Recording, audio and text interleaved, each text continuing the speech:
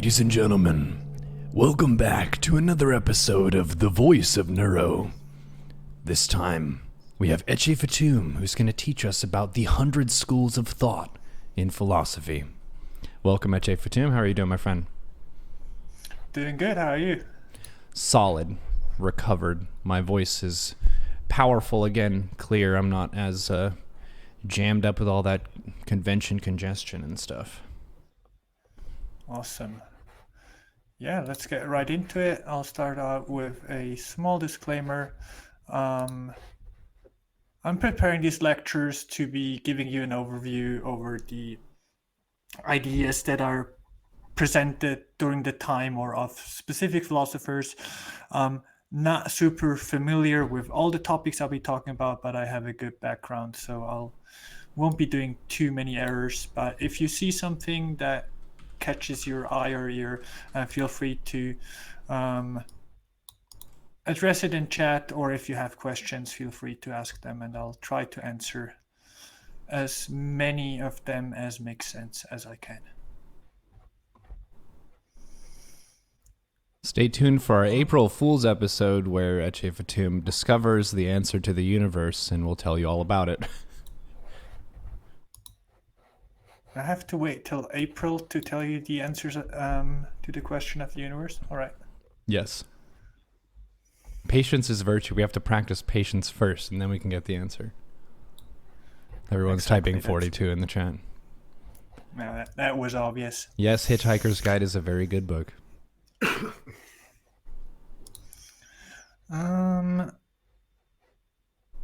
Yeah, so first I want to talk a little bit about something I've been bringing up over and over again whenever I talk about specifically ethics, but almost all the other things I've been talking about, which is mindfulness. I tend to remind people to be mindful of the decisions they take, the way they see the world, basically be mindful about anything or everything.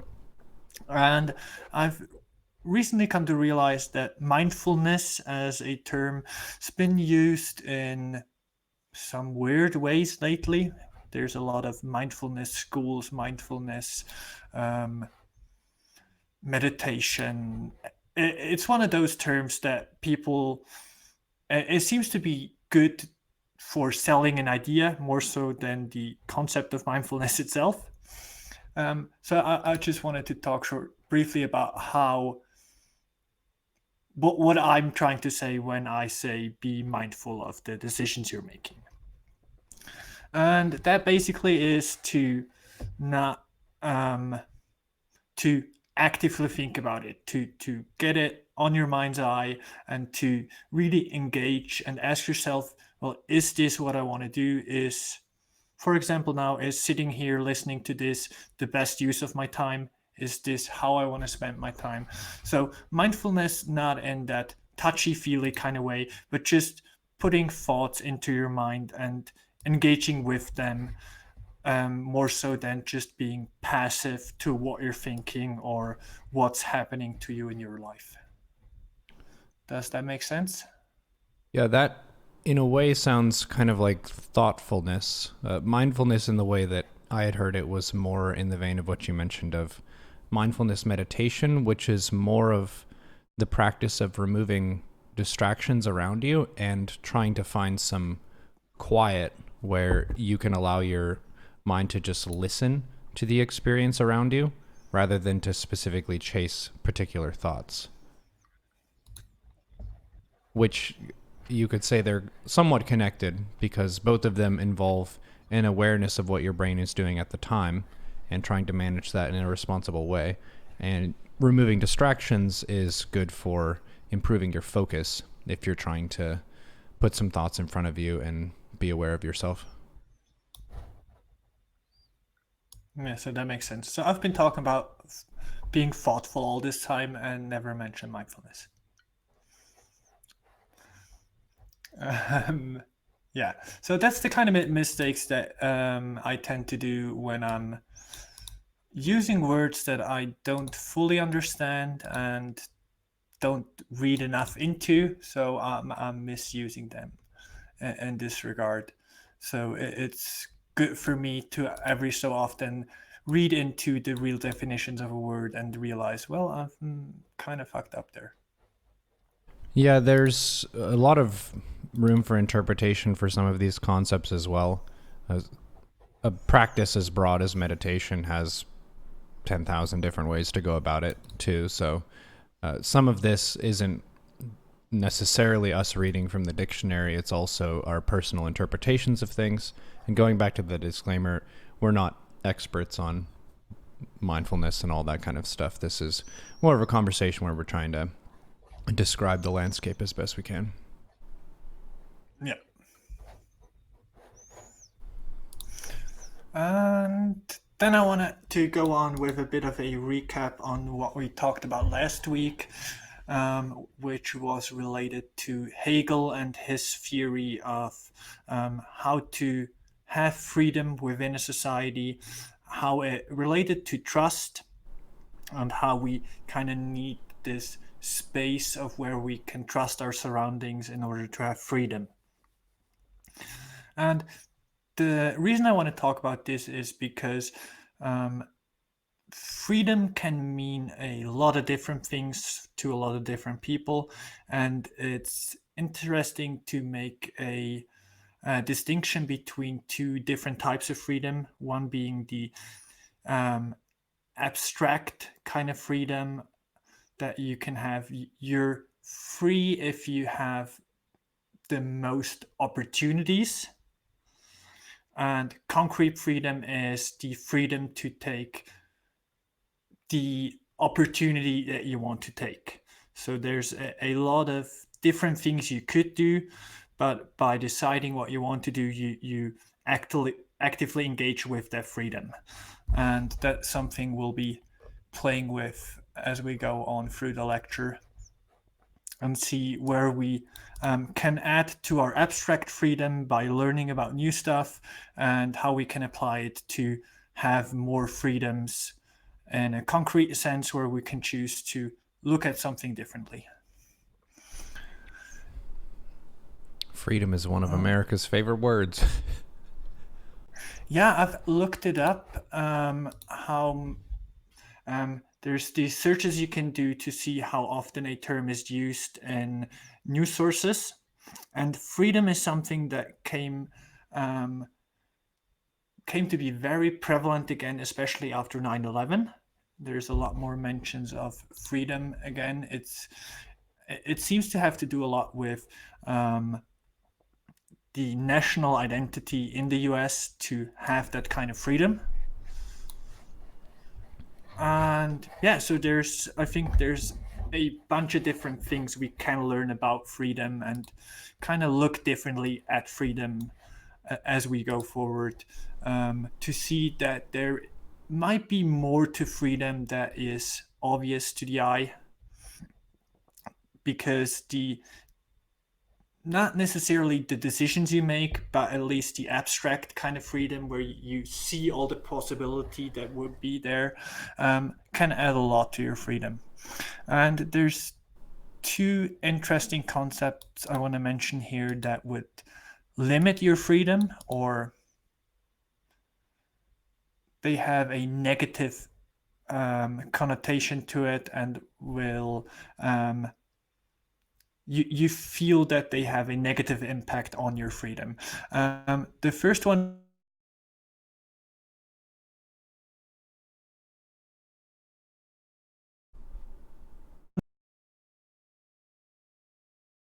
how they do special giveaways for pre-ordering a video game.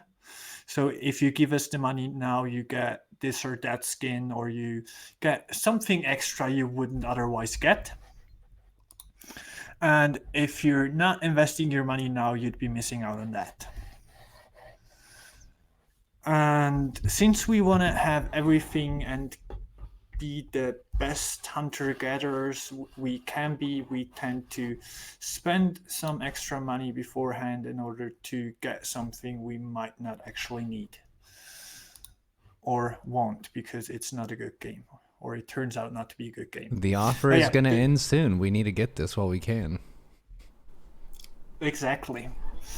So fear of missing out is basically when there's a perceived lack of something. So there's only a limited amount of something, and if you wait for too long, you'd be missing out on that. So we have a tendency to want to buy it now because if we miss out on that, we'd be miserable for the rest of our lives, which probably isn't the case. If you're really missing out, you probably have forgotten about it the next day. Chances are it might take a week, but anything longer than that is rarely the case, I guess, unless you really missed out on something big. But the fear of missing out is something that companies are really good at playing with and making a lot of money from it. So it's basically what plays directly against being thoughtful about whether or not you want something because you fear if you don't buy it now you're missing out on it and you don't give yourself the time to think about whether or not this is actually what you want or not. Mm-hmm. And the other concept is opportunity cost, which I think the German version of it was um, voted for as the worst new word or concept in the year 2000 something. And opportunity cost is a term in economics that is, it describes a concept that if I choose to spend my time here in stream, I'm missing out on all the other things I could do during the same time. Or you could apply the same to money. If I spend my money on something, I cannot spending on everything else. So opportunity is the space of abstract freedom where you have all the possibilities, but by choosing one possibility, you give up on all the others, which might not necessarily be true, but at least is how we perceive it. So, for example, being in a committed relationship has a huge opportunity cost because you're missing out on all the other potential mates you could be meeting during that time. You're missing out on um, using dating apps. I'm not sure if that is a kind of missing out, but I think Probably not. you get what I mean. And yeah, so these are the kind of, not sure if I can call them psychological aspects of that would limit you from acting upon your abstract freedom into making it into something concrete. So you could decide not to choose on something because you want other opportunities to arise and see whether or not that be the better opportunity. And my personal opinion, it's better to not worry about opportunity cost because they're there no matter what you do, and they kind of take you out of the moment, out of the experience, and you'd be not only missing out on the opportunities, but you're also missing out on what you're actually doing by thinking about everything else that you could be doing. So you're missing everything basically. Yeah, I agree with that.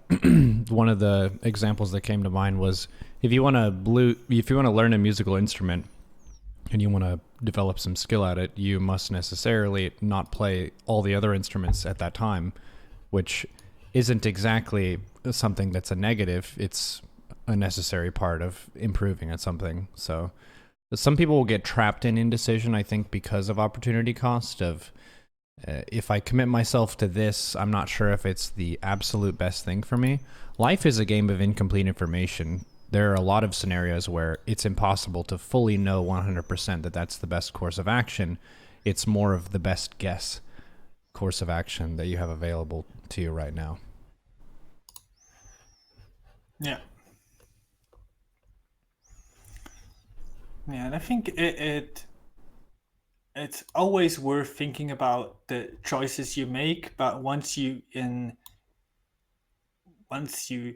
made the choice to stick with it at least to some degree and evaluate it later on is better than to half-ass everything you do because there might be other opportunities you have to do something different or better, perceivedly better. Mm-hmm.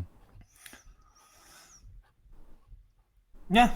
So with all that out of the way, I want to explore or give a rough rundown of the axial age, which is the 100 schools of thought is part of the axial age, and to kind of give a rundown of what we're talking about there and how this could potentially relate to the time we're living in right now. So the XLH was a concept that was brought up in the 1950s by a German philosopher. It's an overarching term, and it's kind of hard to pin down what actual timeline and thinkers are within the XLH and when they kind of fall off. And it's a term that's been disputed over time. Other philosophers thought it wasn't as useful, or it doesn't apply in the way he was talking about it. But that's none of our concern today. We'll be looking at the XLH because or the concept of an XLH, because it's a useful concept in my opinion, and it will give us an idea of why one could think this was an important age and how this could relate to our modern time. So the axial age refers to the time roughly between 800 and 300 before Christ.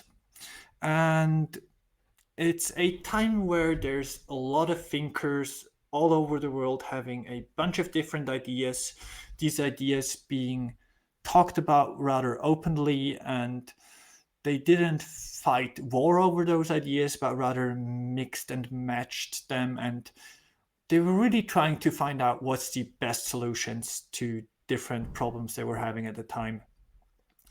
So, in terms of the thinkers, most of the people that we already talked about kind of are somewhere within that axial age.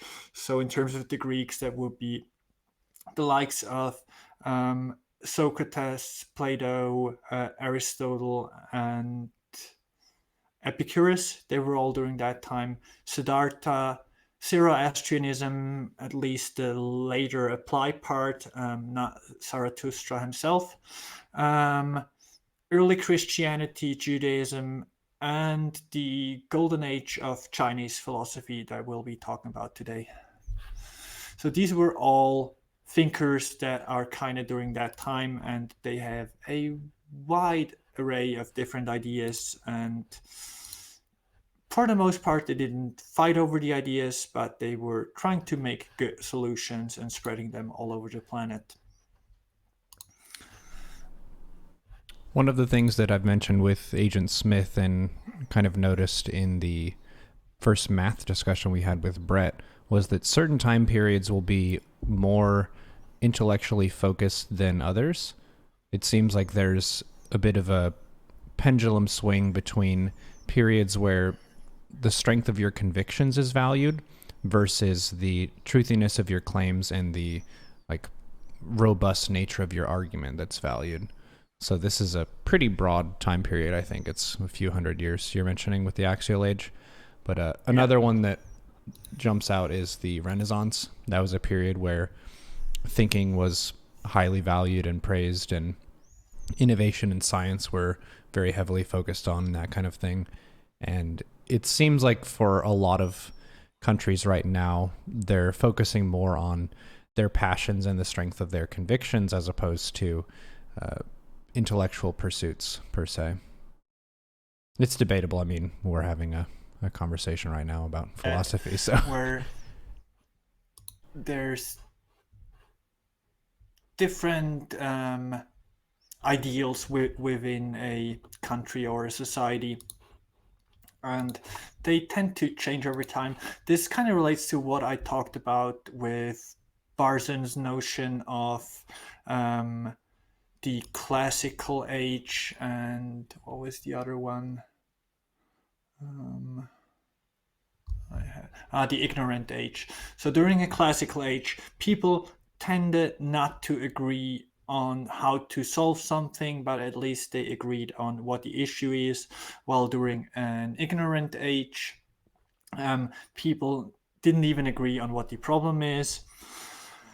And there's always a pendulum swing between those two. And I think they kind of relate to the concept of people being more focused on appearance or on actual truthfulness of something. And I think it's safe to say that we're at least during a somewhat ignorant age these days. Yeah, part of the polarization of politics means that it's more difficult to agree on the problems. So having compromise is basically impossible if you can't even agree what you're trying to compromise on. It's going to vary country by country for sure, but in the United States, it's definitely very distant, the left from the right at the moment. Yeah. So, in terms of the definition, Karl Jasper, who came out with this, defined the actual age as the spiritual foundation of humanity relate simultaneously and independently in China, India, Persia, Judea, and Greece. And they are the foundations upon which humanity still subsists today. So, the actual age kind of set up the mode of conversation, the different topics we'll be talking about when we talk about politics or many other things like ethics, for example. And we've been following the same canon for the most part. Over 2,000 years, we still trying to solve the same problems they were coming up back then. Maybe they're just really hard problems. They definitely are. And yeah, I found it interesting. So I haven't listened to the whole math lecture yet, but I find it interesting. It's pretty opposed to philosophy. It's a completely different approach, although it could be considered part of philosophy as well, since the some of the notions that kind of went into to how we do math nowadays originated in philosophy. On the other hand, it could be the other way around as well. But as a mode of thinking, philosophy is pretty different to mathematics. So I found it really interesting to start to listen there. And the interesting thing is that when we engage with something like math, everything is mapped out really clearly. There's a bunch of different numbers, being 10 of them in most systems, but not necessarily. There's counting systems that go up to 5 and then switch to having 2 letters or 2 symbols. So the system with 10 seems really intuitive to us, but that's just something we've learned that after 9 it switches to having 2 symbols. Also, the whole idea of having a 0 was not around for a long time, which seems weird nowadays. But what I wanted to say was everything that can be represented through numbers is something that is comparatively really easy to study from a different culture, just because these symbols used, they're almost always the same in function. They obviously look different, but it's easy to figure out what the minds were thinking when they were doing astronomy, because once you know the number systems, you know what kind of numbers they were talking about, and from there out, you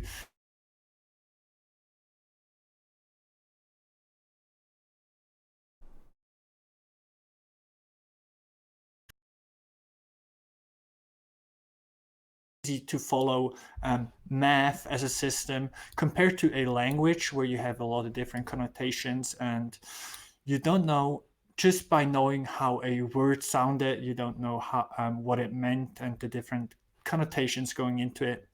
So every time we're kind of losing track of a language, we lose almost all of the philosophical thinking, but to reconstruct the mathematical thinking later on is a lot easier, and therefore we lost a lot less of that.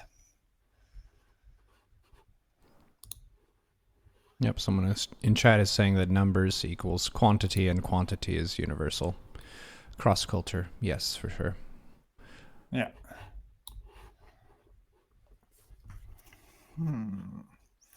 People also Yeah, mentioned that base 10 is intuitive for us because we have 10 digits on our hands.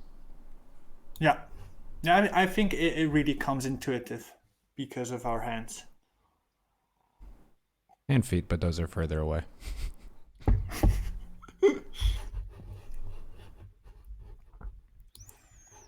Yeah, which makes me wonder why the US still not uses the metric system. It was voted I on. guess that's another discussion. Yeah, personally, that's one of the things that I'm kind of annoyed by is my intuition still fits with degrees Fahrenheit and miles when I think about running and heat and cold and things like that. I'm 6 feet tall, god damn it. That's one of the things I found really beautiful when I got more into, I guess that was physics, and you learn all the different measurements and how they relate to each other, and to kind of figure out that a 1 centimeter cube of water, like 1 cubic centimeter, not sure how to call that. Basically, one of water, or 1/10,000th of a liter. Milliliter is what you're looking for. Yeah, exactly. 1 milliliter of water fits in a cube that is 111 big, and it takes one um, watt of energy to heat it 0.1 degree. And just so all of these things are somewhat related, and they're always related in easy numbers for the most part. So the whole system is really sweet. Once you really get a sense of how they're all related, it was something I found was pretty beautiful to kind of get a sense of. Well, the whole system was constructed to do that.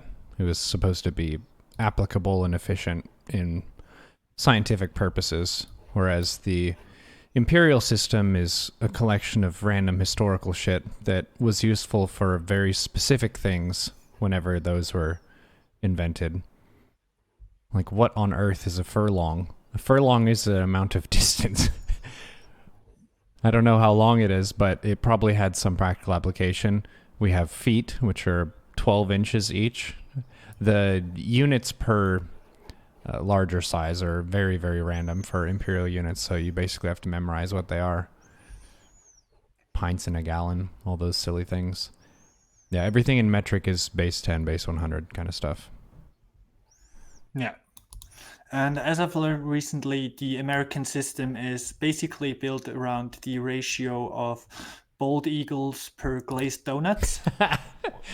Yes, it is. That is correct. Praise which God. is a confusing way to do things. Just saying.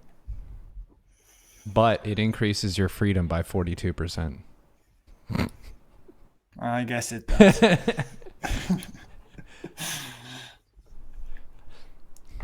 Yeah.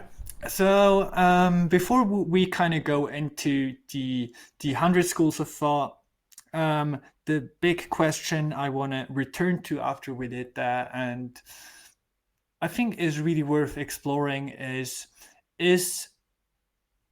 today, as we have the huge amount of connectivity through the internet, do we have the potential to become another axial age where the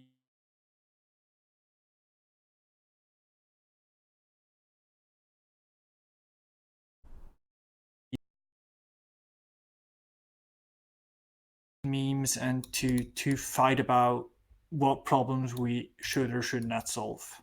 So I don't think we're currently in an axial age, but I feel that the internet would provide a lot of potential. But I guess that's up to personal interpretation. But I think it's a topic worth exploring whether or not we could use the internet for something more worthy than just do memes all the time. Which isn't to say that memes are bad. There's a lot of productive use of the internet as well. This is kind of the problem of problems are often louder than things that are working as intended and being productive. So, say some lectures that are available online for free for people to watch and learn from, like that's not really going to be on people's Facebook feed. It's going to be some like really dramatic political shit that gets posted instead. So there's, I think, a little bit of an overrepresentation of some of the nastier aspects, and some of the maybe more boring productive stuff doesn't quite get as much time in the spotlight, but the internet is definitely used for a lot of good. Yeah, I would agree.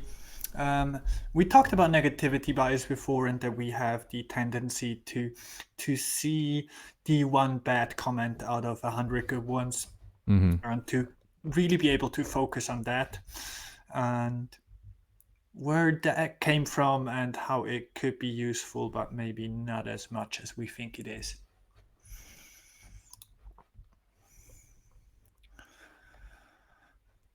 Um,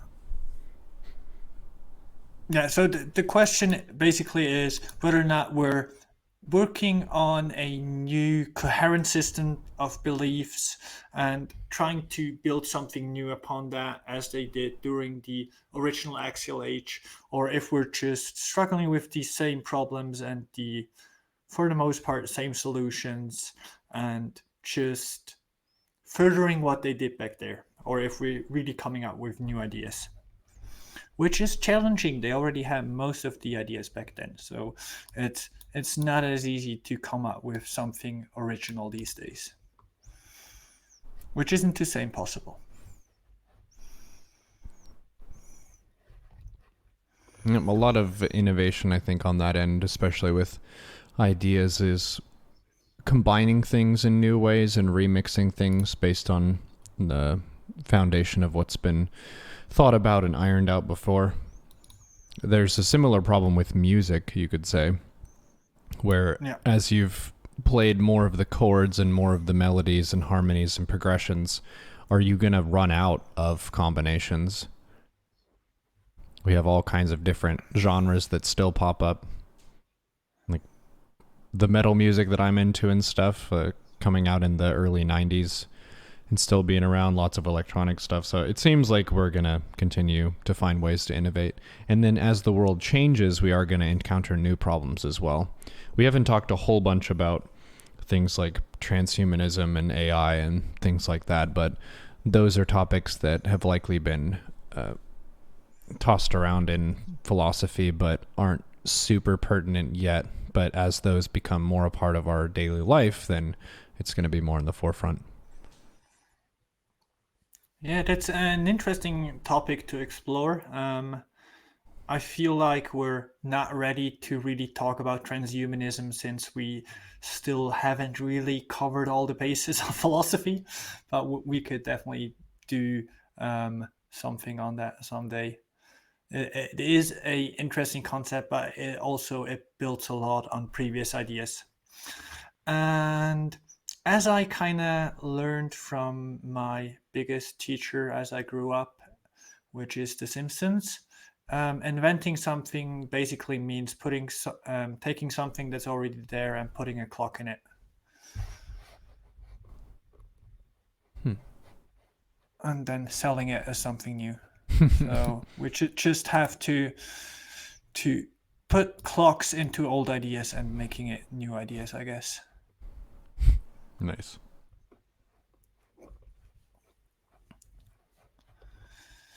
Yeah. So the 100 schools of thought, and this all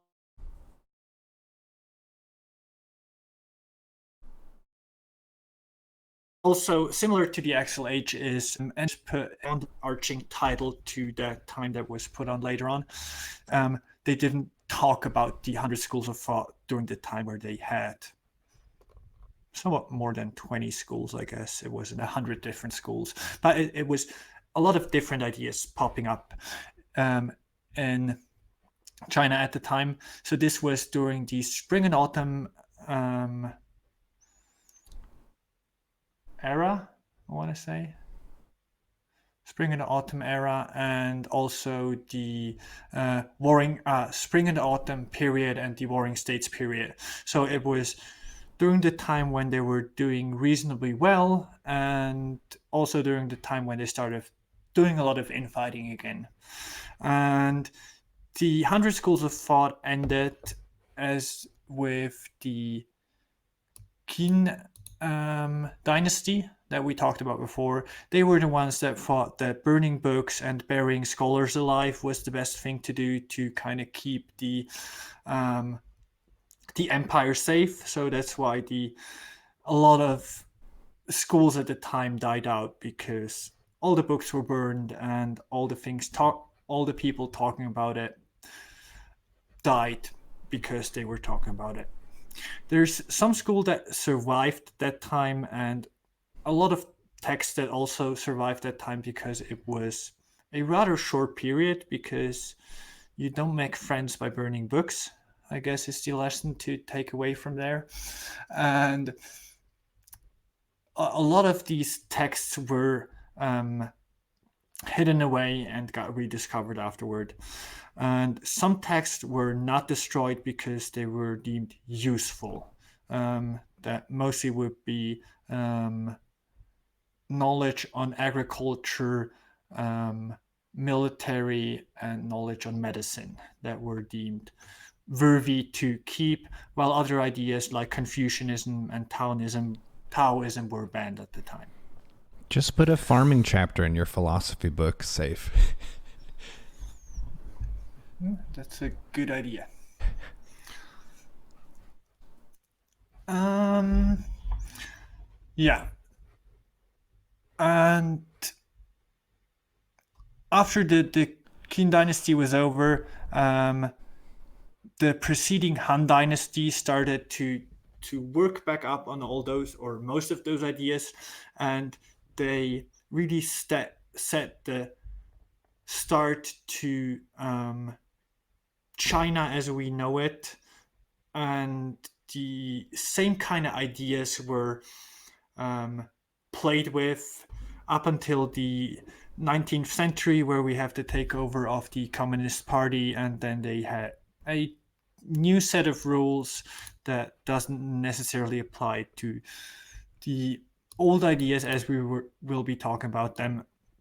But as we've talked about before, they're kind of returning to those ideas nowadays because they were valuable for over 2,000 years, and seemingly they are still valuable even though the communists took over. So the biggest school that came up during the 100 School of Thought is obviously Confucianism, which we talked about lengths before. So I'm just giving you a rough overview on what Confucius talked about. He talked a lot about the different relationships between people, how we learn from our parents, how that should apply on how we treat our parents, our siblings, the other people around us, how we can be a good, how knowing how to be a good son will make you a good father, a good subject, or even a good ruler if you have heaven's mandate to be the one ruling the country. Confucius talked a lot about the social norms and traditions that we use to engage with each other and that we need in order to live a well regulated life. So, for example, a Japanese tea ceremony and how everything is really it's obvious what you have to do and how you have to do it. Like every move is directed and every move is clear and distinct. That's a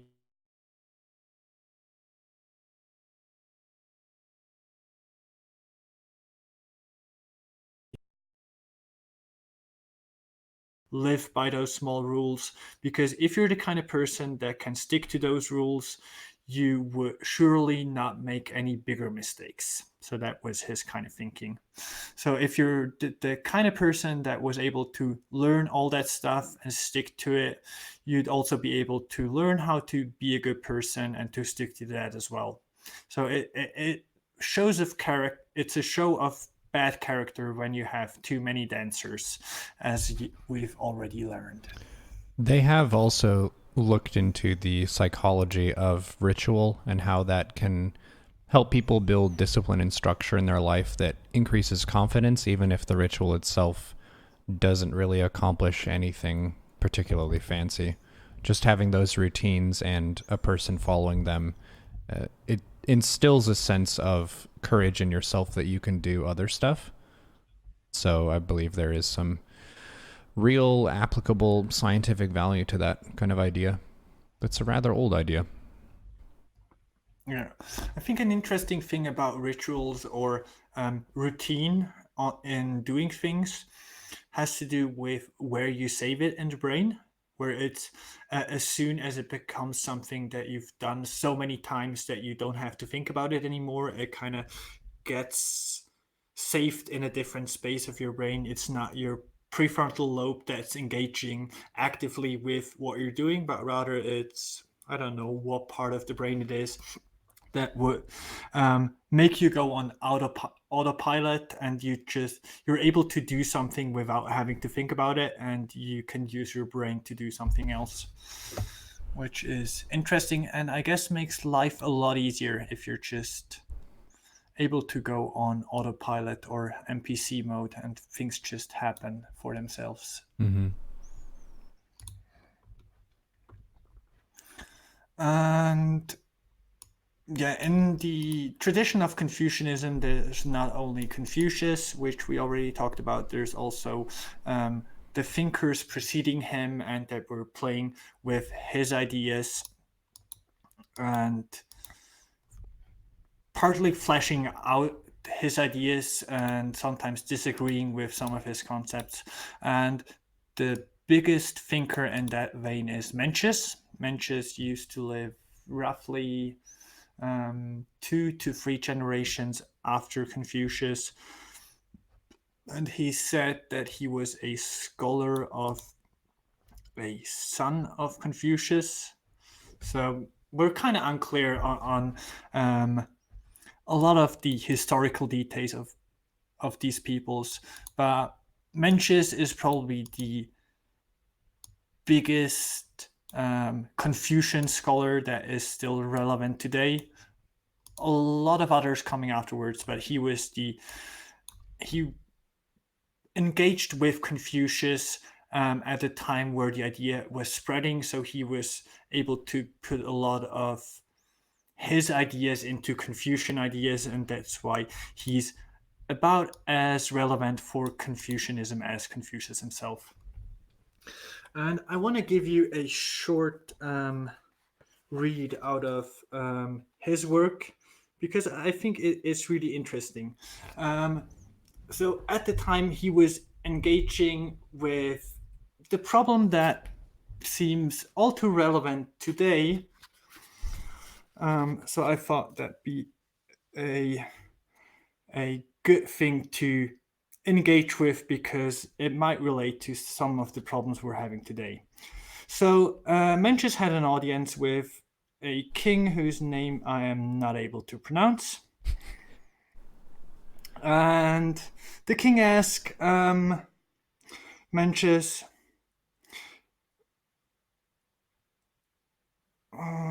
you have come a long way, and since you took all that way upon you to come here, I'm sure you have something to say that will profit my state.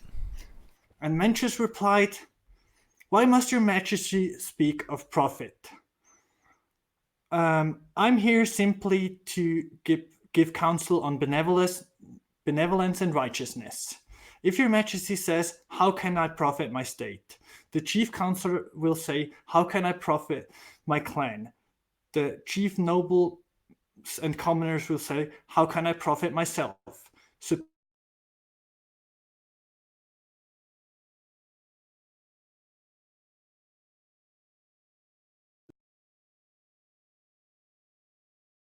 inevitably be by a clan that can field 1,000 chariots.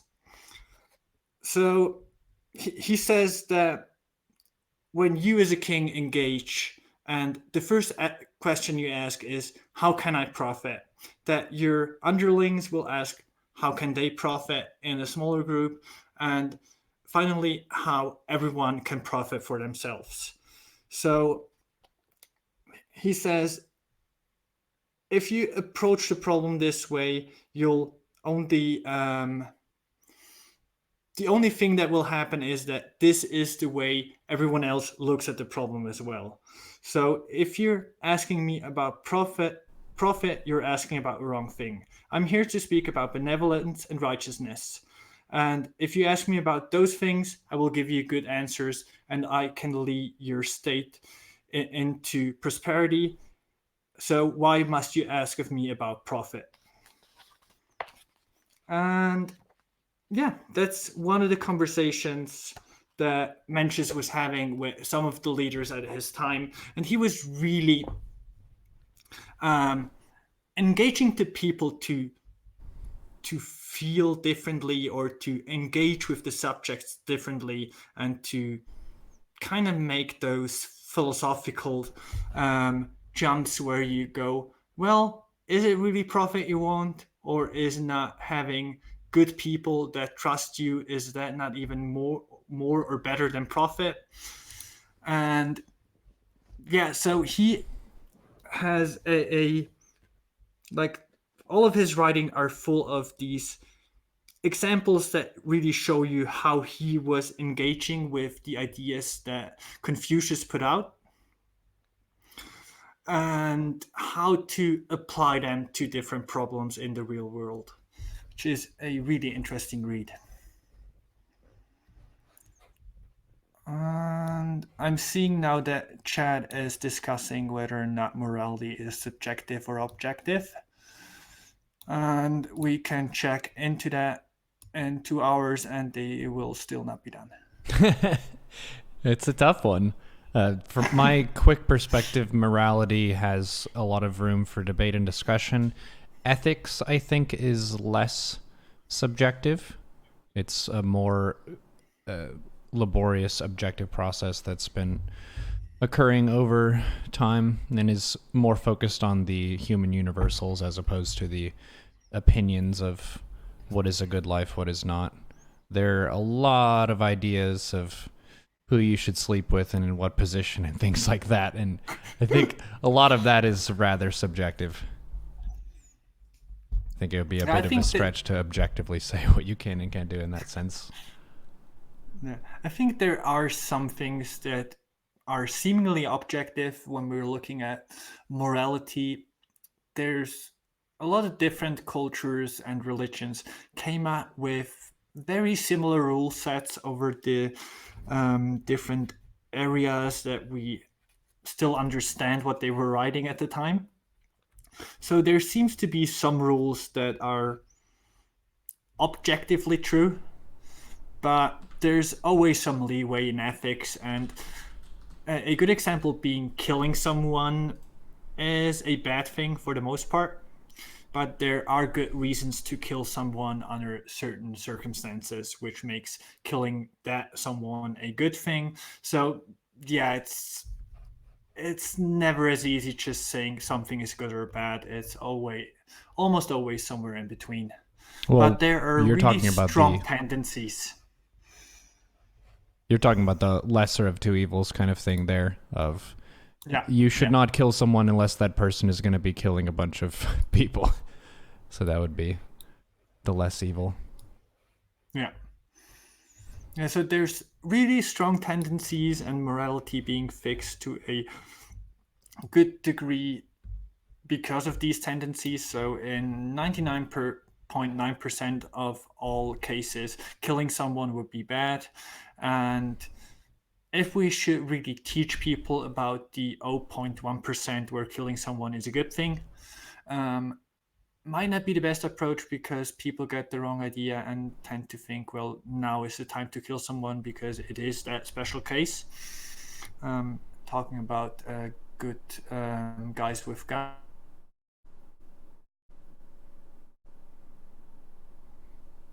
I think that is an issue.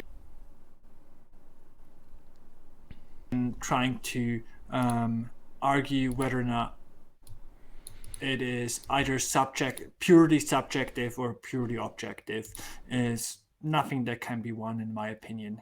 Or it can be won by the other person agreeing. It can only be won by the other person being annoyed and leaving the conversation. Which can be a kind of win, I guess. Yeah, it depends on what your goals are.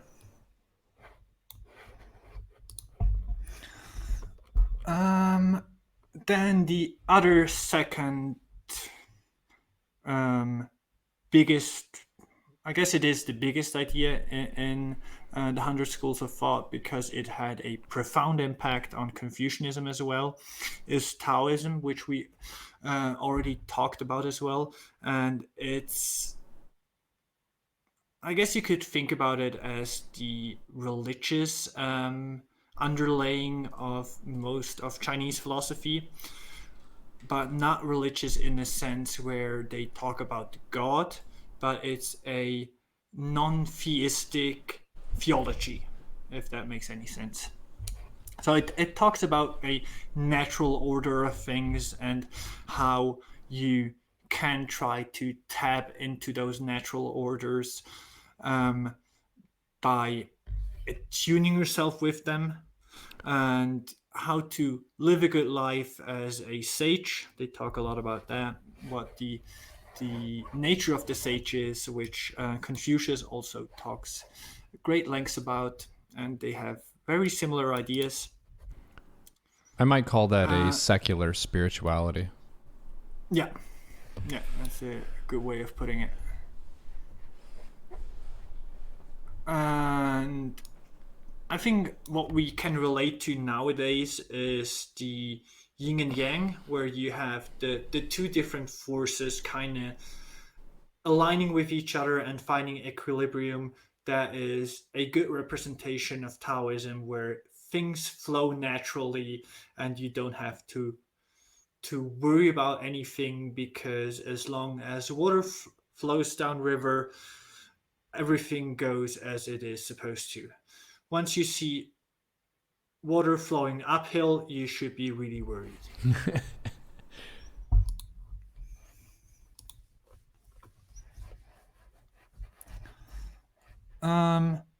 Yeah, I don't want to talk about Taoism much more, but if you're interested in that subject, there's a VOD where where I'm talking about that for about 3 solid hours. So there's some good content for you there. The next school is Moism, and Moism is rather interesting. So Moism was kind of the rival school to Confucianism, and it's something that will be relevant again as we have had the Cultural Revolution in China. There were a lot of the ideas of Moism kind of came back up then, and it was the main objection they had to Confucianism during the Cultural Revolution. Basically, all came down to the conversation they had at the time. This is Maoism you're referring to? No, Moism. Okay. It gets a bit confusing there. Who is Mo? I'm not 100% sure who Mo is, but Mo was the founder of the Mo Si school. It's again the like Confucius and Taoism, which came from Lao Tzu. So it's Confucius, which is Great Master Kang. We talked about this. He had like 15k MMR on the Chinese server. Nice. And Taoism, it's Lao Tzu is Master Lao, and in Moism, it's Master Mo.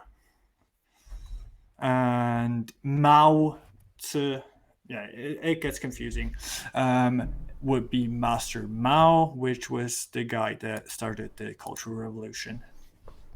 Well, we won't be talking about him much. But yeah, so Confucianism was built around the idea that we learn through the different relationships we have to build other relationships and to value people based on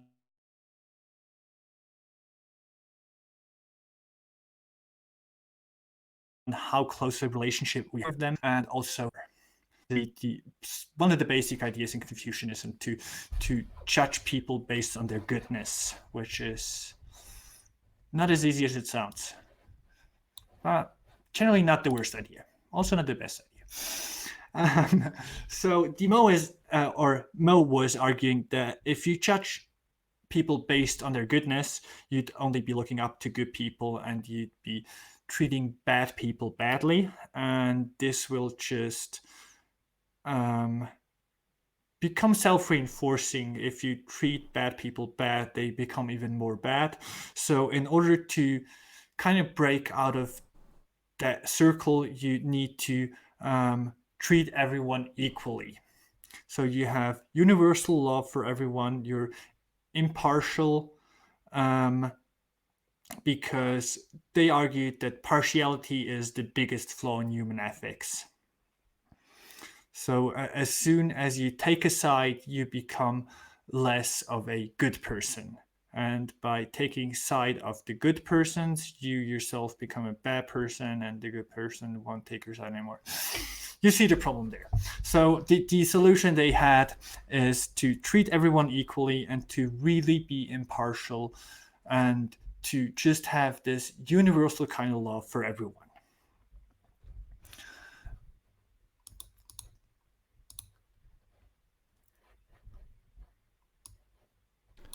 That's a challenge that becomes more and more difficult as the person you're trying to love becomes more and more evil. Exactly. And they had some great arguments at the time where the Confucian scholars, or specifically Mencius, was challenging them why they would treat their brother so nice if they had universal love for everyone. There's some really funny stuff in there where they argue whether or not you should have impartiality in your love for humanity, or if it's good to be partial and treat some people better than others. Um, it's a really interesting question in ethics itself, where you,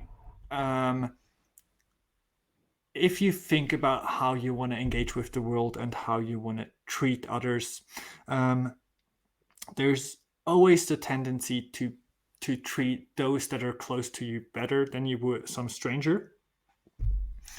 And I think there's a lot of social merit in that, because you you tend to engage with these people more, so the repercussions for not treating them nicely would be bigger than if you just be shitty to some stranger because you likely never meet them again.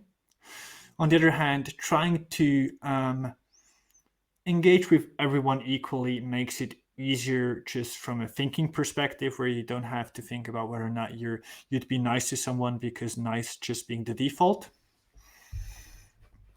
But I think it's normal and natural that we tend to be partial and at least be somewhat nicer to people we know than to people we don't know, and not necessarily bad. Yep, part of tribalism. That part, I think, is a kind of natural way of guarding ourselves from investing our time and energy and emotion in people who we're not sure are going to reciprocate and look after us as well. Yeah.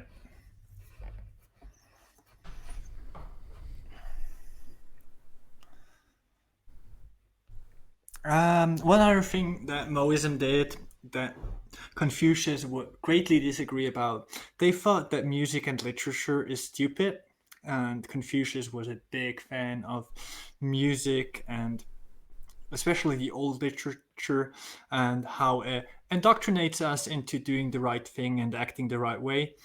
The Moists argued that it's a useless it's useless to spend your time doing either music or literature. They also argued that war is too expensive to be waged, so we should abstain from war unless it's really beneficial to us, which is a weird concept. Um, and they also put, which is kind of different to the rest of their belief system, they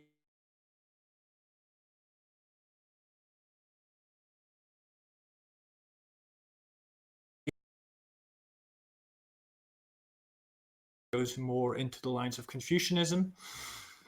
But we'll explore that a bit more when we talk about legalism, which is next.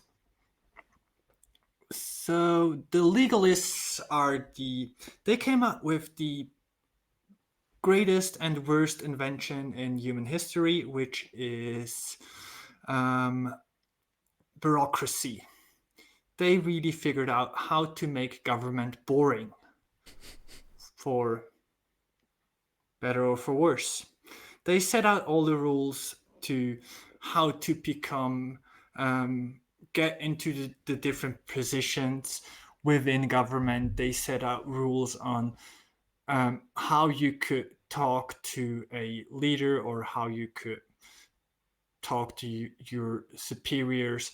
They set out rules for everything, and I'm really talking everything.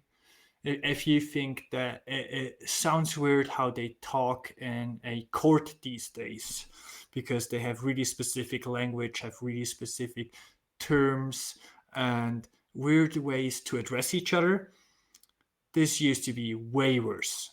We call it legalese. Yeah. So the legalese they had at the time, this is beyond anything you could imagine from watching a court case nowadays. It's just super weird. Also, kind of funny, I guess.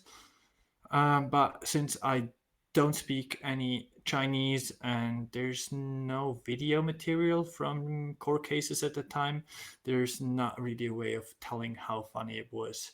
But the transcripts of it sound rather funny because they had super long titles, had really weird ways to address each other, and everything had to follow a really specific structure. And unless you followed that structure, it was not valid to ask a question. So there's some notions in there that are just super counter to how we would things nowadays. So it might not seem that way, but bureaucracy got less over the last 2,000 years,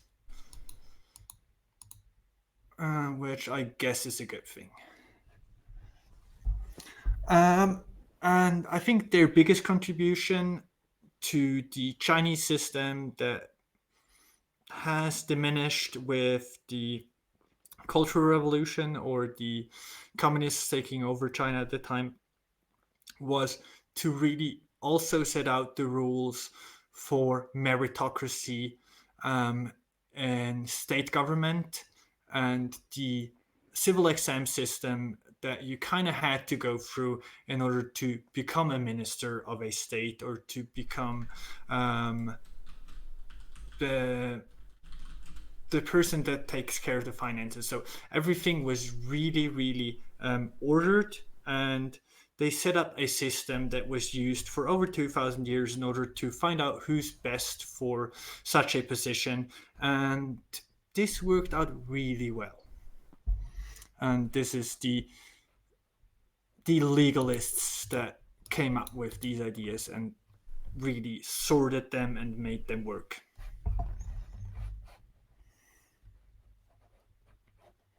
Kind of sounds like that faction species in Hitchhiker's Guide who are so bureaucratic that nothing ever gets done. Yeah, everything has to be perfect, but in such a broad way that it takes forever. Yeah, yeah, It's a I think they balance. have. some similarities there, that's for sure. Bureaucracy is also expensive. I think that's another factor that often gets debated in politics is how much government we should have because it takes time. You have to pay the bureaucrat to sit at the desk and to fill everything out and sign off on everything,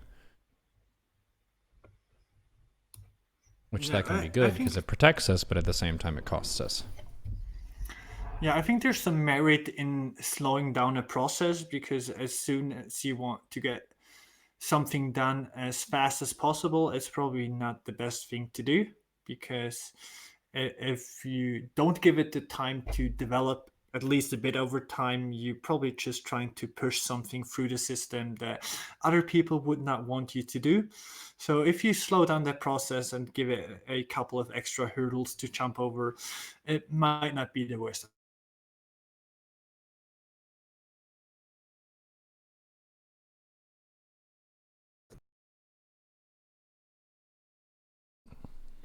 Go into the civil exam system when I talked about Confucianism, or did we? I think we kind of skipped over that for the most part. I think we mentioned it, but it wasn't a super deep dive. All right. Yeah. So basically, the civil exam system is um, there's different parts to it. You kind of take a first test locally. So imagine you go to a local school, so you take a test there. If you're among the best percentage of people, you go to a um, state exam, I guess would be the best explanation. So you have the best people from a state coming together and taking another test. In order to determine the best couple of people out of that state, and the best couple of people would go to the capital and have another test there, and to just really find the best people within a country. And those people were the kind of people that were um, they could go on to be ministers or could go on to do all the different really important roles within Chinese society they would not give to any other person. And there's a couple of different parts to the exam themselves. Most of it was based on knowledge of the Confucian classics. So you can see there's a bit of a hurdle of entry there. So only people that had the literacy and the time in order to read those classics would perform good at such a in such a exam system. So it was a good amount of gatekeeping they did in terms of just getting smart people in, smart people being rich people because other people couldn't afford to put time into reading because reading is not an essential skill in a agricultural society as China was at the time.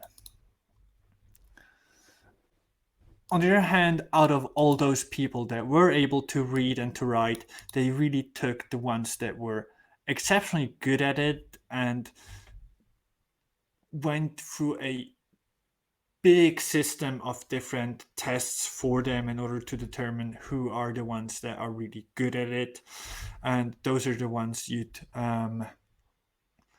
put more time and effort into teaching them what they ought to learn. And this is the basis of the Chinese meritocracy, where merit is really based or was really based on your knowledge of Confucian classics, songs and poems of the time, the literature of old, and being able to adapt it to new problems.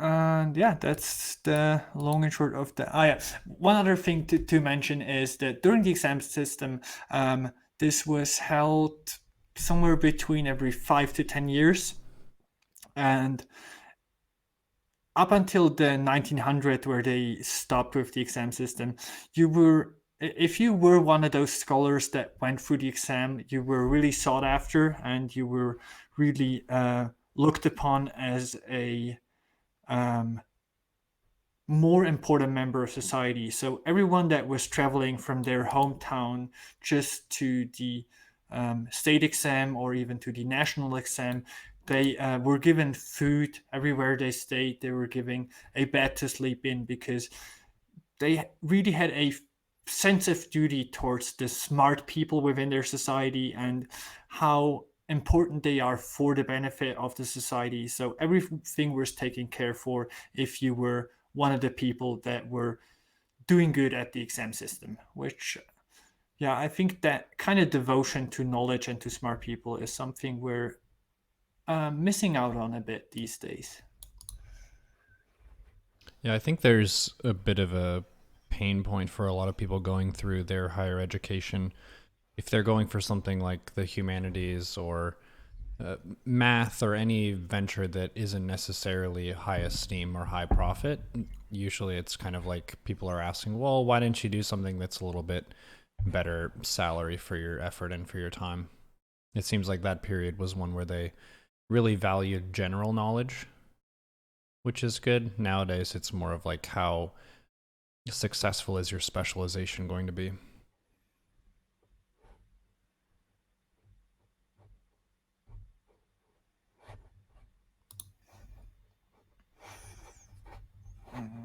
Trying to read chat at the same time is really difficult for me.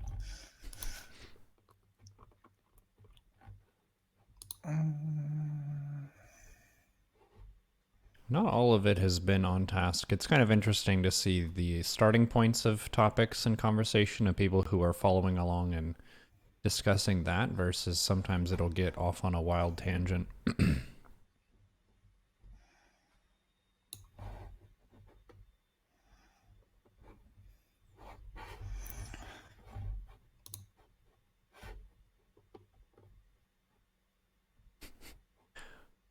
We're in a conversation about the classics, Confucianism, 100 schools of thought, and then at the same time, people are bringing up the shape of the earth.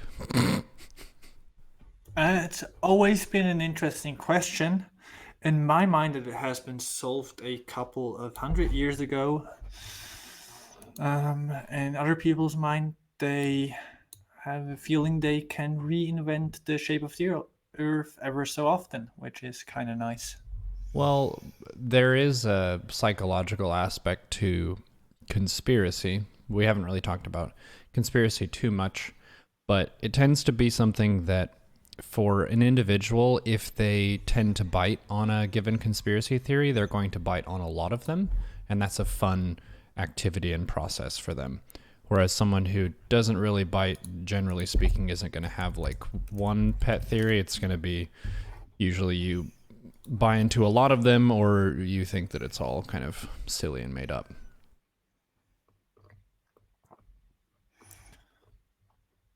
Yeah, it's also kind of nice to belong to a group that knows people that no one else knows or no one else wants to believe. So I guess it's kind of cool if you're among those few people that know that the Earth is actually a Mobius loop. Is that how you call it in English? Which obviously makes the most sense. Um, but yeah, there's some good psychological aspects to believing you're among those who know something that no one else knows. I'd argue there's some beliefs that are easier to justify than the Earth being flat, and some knowledge that equally no one else would have. So just go and read some books from a culture that we're not super familiar with, and no one else will challenge you on that knowledge. And you're actually potentially be factually right about what you talk about. So that's just an idea.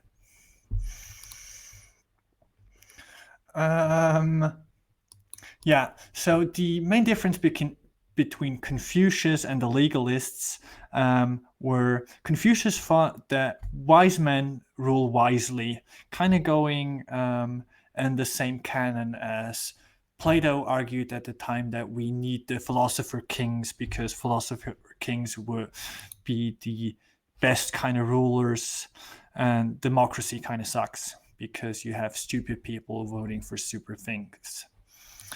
And legalism argued that it doesn't matter what idiot you have as a ruler as long as you have the right guidelines within they be able to rule. And out of the two, they developed the meritocracy meritocracy civil exam system, where you were trying to find the wise idiots that could, within the right guidelines, rule wisely, which I think it is a good combination of the two ideas.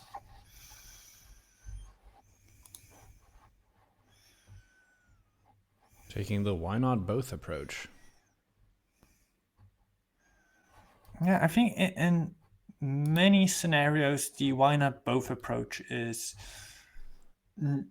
at least not the worst approach. I think we this comes back to opportunity cost or the fear of missing out. If we ended the realm of politics, if we try to do both things, we at least get data on both approaches and see whether or not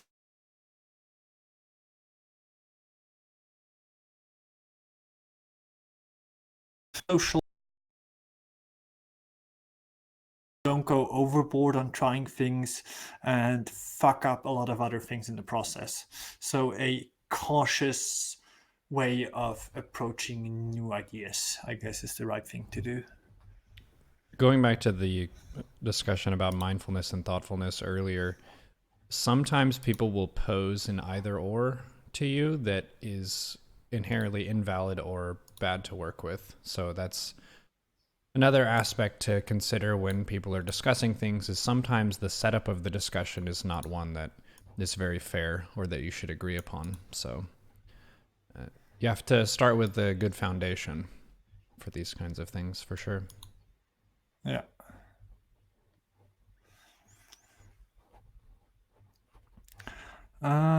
The next school of thought is the school of yin and yang. This is applied Taoism, I guess you could call it, and it's the most out there theory, but also something that is had a big comeback lately. The school of yin and yang turned to the universe in terms of different elements or different agents of the universe. It has some problematic notions in here, which we'll find out soonish. But it has some neat ideas in there as well. So there's two forces, the forces of yin, which are dark, cold, female, and negative, and the forces of yang, which are light, hot, male, and positive. So I see you already see the conflict potential in there. Yep. And yeah, it's a way to describe the world in terms of the balance of these two energies and how hot and cold, male and female, negative and positive, kind of always come out to a net zero. And the net zero being the Tao, the way things work. So they were trying to do a bunch of different mathematical things on how these energies interact with each other. The these agents also relate to 5 elements or 5 phases, which in China were water, fire, wood, metal, and earth. And is to contrast that with what Aristotle was thinking about the world, which was just built on earth, water, wind, and fire. So they have wood and metal as things that they didn't think of, or Aristotle didn't think of in his view of the world. But in the Chinese canon, you have no air, which is weird because at least wind is something you can feel. So I guess air should be in there somewhere. But it was just a different system to one of these primitive systems to look at the world and kind of make sense of the different materials we're having and how they interact. Fire being its own material in both canons, which is interesting. And it's a concept that's been around until, I want to say, the 1500s, where fire was a thing of its own, not something that's happening to an element when it changes. So as we now know, fire is a oxidation process where one element changes into another and it gets hot, so it burns, but it's not something in and of itself. But that took some time to develop. Well, it looks like something that stands on its own. It definitely does. It also burns your hand as something that stands on its own. Ow, ooh, hot. Exactly. Yeah, a lot of the ideas that went into yin and yang come from the I Ching, the Book of Change, which is also kind of the metaphysical background of Chinese philosophy. There's some interesting ideas in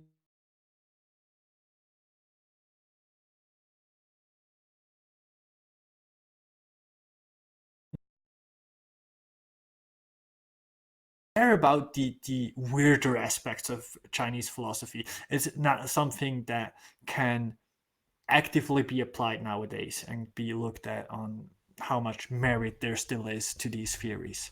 But the yin and yang symbol still being as prevalent as it is, a lot of those ideas kind of went into how we look at the world, how you get to pay a lot of money to your interior designer to make sure that the feng shui of your place is correct. So there's still some of these ideas out there, and people make money off them.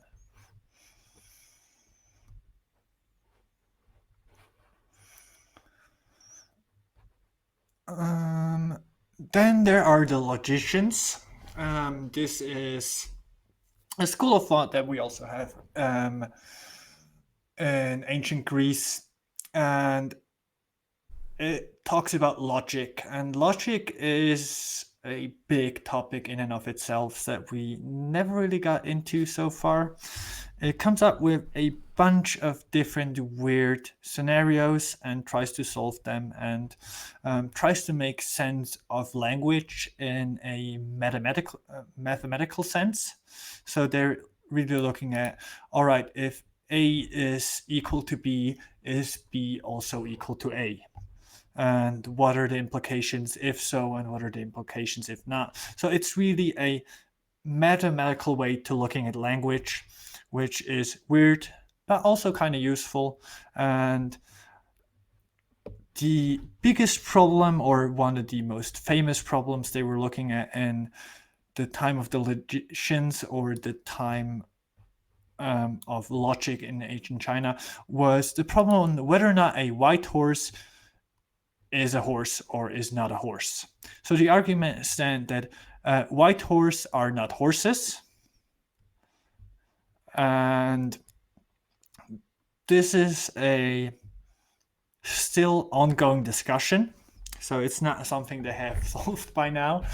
And I kind of tried to look into this, and I was wondering whether or not they had a specific symbol for white horse that was not including horse. Horse having its own symbol, which is the same in Japanese as well.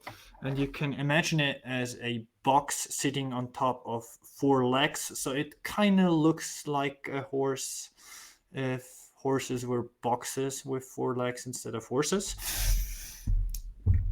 And the term for white horse is just the descriptor white before the horse symbol, even if you take the traditional symbol. So I'm not 100% sure if there used to be a different word for it. So there's merit in the argument that white horses are not same as regular horses, because as soon as it's white, it's a white horse and not a horse anymore, since both kind of had the horse description in there. But yeah, it's one of those logic problems where you have to argue, all right, if all four-legged things that look like horses are horses, does it matter what um, color a horse has in order to be a horse? Or rather, if there's a specific word for white horses, are these still horses as normal horses? Which sounds super weird and actually is, but that's what they were dealing with at the time.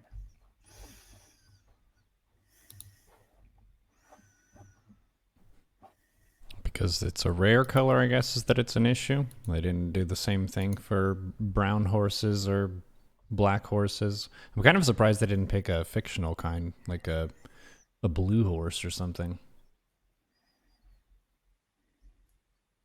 I think that would have made it even more confusing. Oh, they just wanted to have it at a medium level of confusing, I see.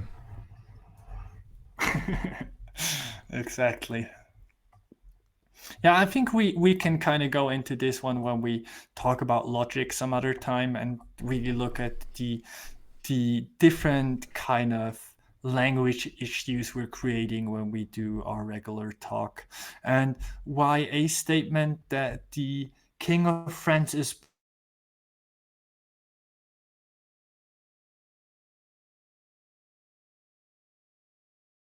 yeah, that from statements that don't sound factually wrong but are factually, yeah, it's a big topic to go into. I don't have the time to cover right now. So we go on to the School of Diplomacy. And the School of Diplomacy is interesting because at the time, this was already during the Warring States period.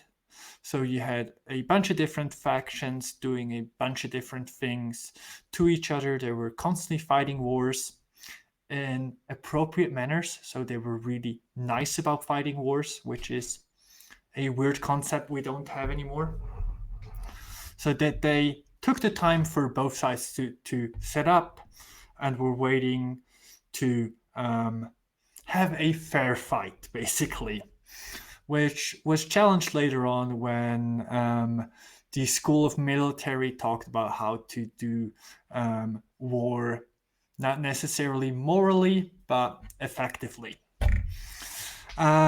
And the School of Diplomacy looked at war at the time and thought of war as not being as practical. It takes a lot of resources, as we learned from the Moists already. War is expensive, and there's better things you could spend your money on than fighting a war. So, School of Diplomacy was looking at finding good solutions to settle differences between different states. And they were not looking at it through a lens of morality. They were looking at it through a practical lens where you want to get something done, because if you don't get something done, you'll be fighting a war, which is arguably more expensive than anything you could be getting done through diplomacy. So that was their approach. They didn't bother about whether it was the right or wrong thing to do, as long as it got the thing done that needed to be done. It was quote unquote good. So the big takeaway from the School of Diplomacy was how to do quid pro quo effectively. And I think quid pro quo is something that's been coming up in recent US debates for some reason.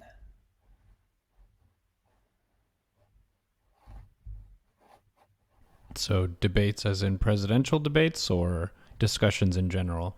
Agent Smith has called the presidential debates we have for the election cycles more like infomercials because very little real conversation and debate happens. It's more about everyone get to talk about their platform. and using as many buzzwords as they can during their time slot: freedom, liberty jobs. It's the discussion of the impeachment hearing is whether or not it was a quid pro quo or not. Mm. I've been following that quite a bit. I haven't been following um, the different debates they were having, but it's an interesting time in U.S. policy or politics, to say the least. I mean, a lot of people haven't needed to watch TV drama because there's so much drama in our political sphere.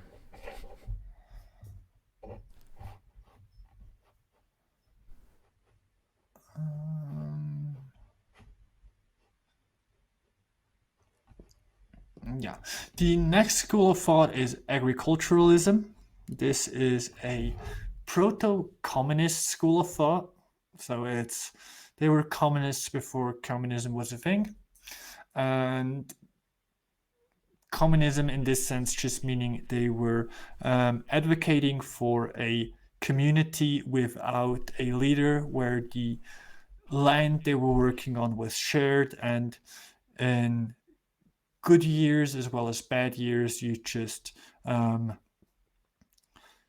everyone was doing their best work to set the fields and to get as much out of it as possible, and then you share the profit of that. It's, however, not a system where everyone had the same rights. You had a king that was ruling over that communist um, era or a communist region, and it was a agricultural king.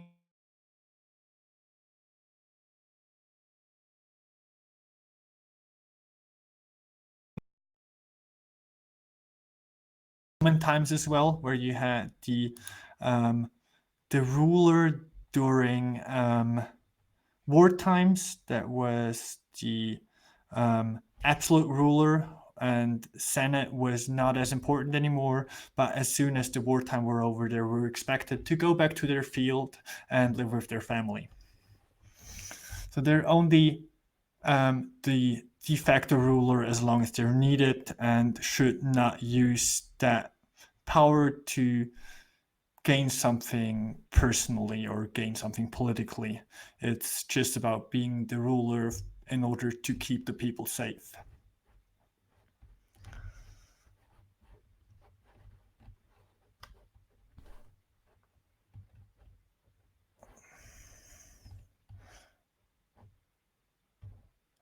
And the king also does not benefit from his work in government.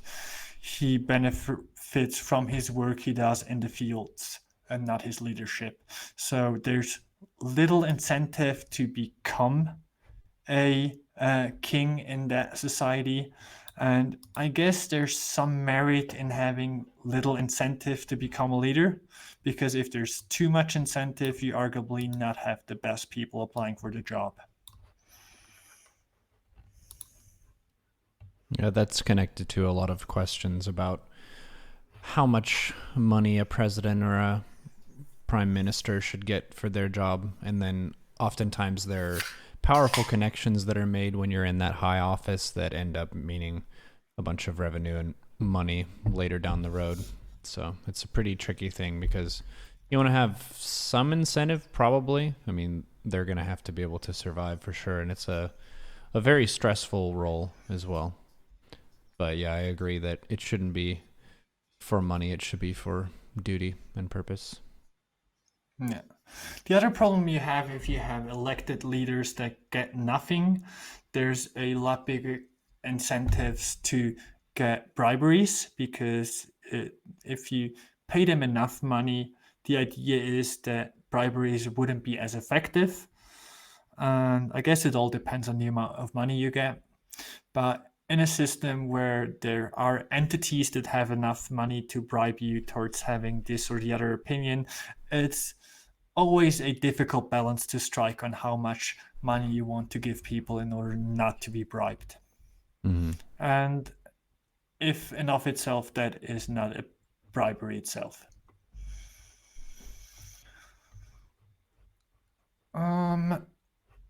Yeah, it might sound weird to have a proto-communist school of thought during China in 400 BC, but the Spartans at the time in Greece were doing similar or dealing with similar ideas. So the idea of communism or um, communally owned land and a king overlooking um, the people that are working the lands during war times is a rather old idea, and it's been tried with a bit every so often in different periods of time. So it's not something that came up in the late 1900s and has failed ever since, as some people would argue.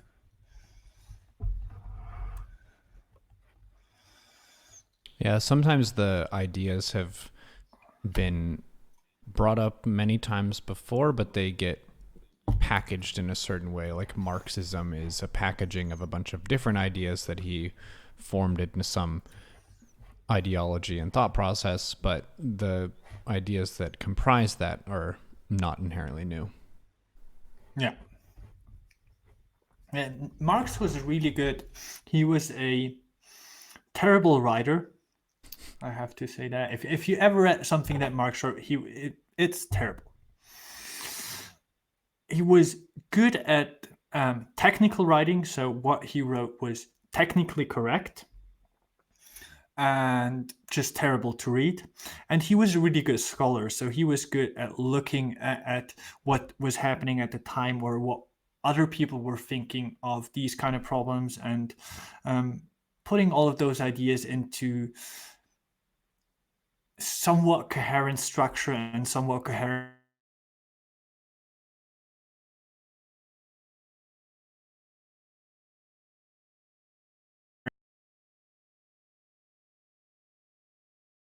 writing was he really did scientific writing, for better or for worse, which is not appealing to any reader.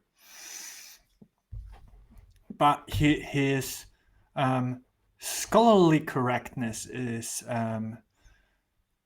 something you cannot deny.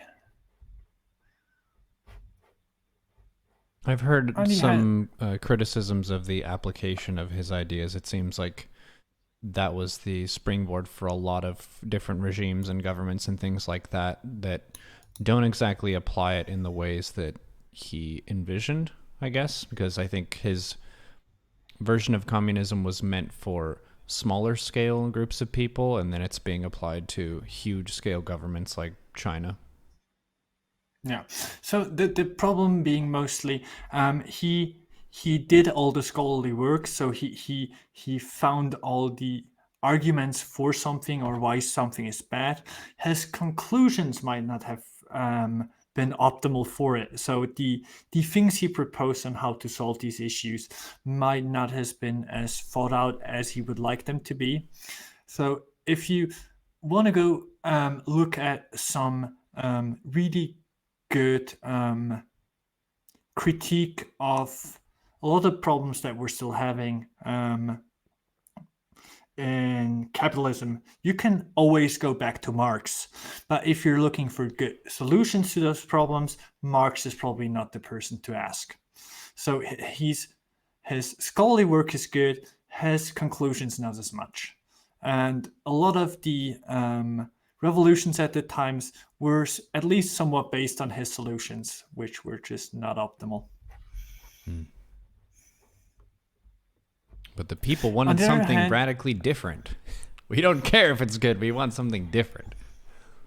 yeah, it's not the best idea to just overthrow everything in order to have something different. There's sometimes where there is merit to that, but for the most part, radical change will almost always mean that a lot of people will suffer for quite some time. And there's just a different set of people that will largely benefit from it than did before, but not necessarily a bigger amount of people. So always be questioning whether or not you be among the real winners when it comes to radical change. And if not, maybe not vote for it.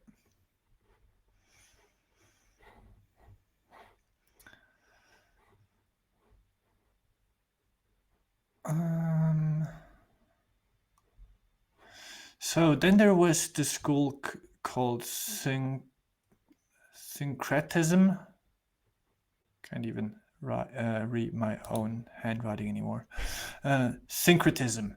And this was a school that was around 300 BC, and it's the kind of school that was just mixing and matching different ideas of other schools, specifically legalism and Confucianism. This is one of the other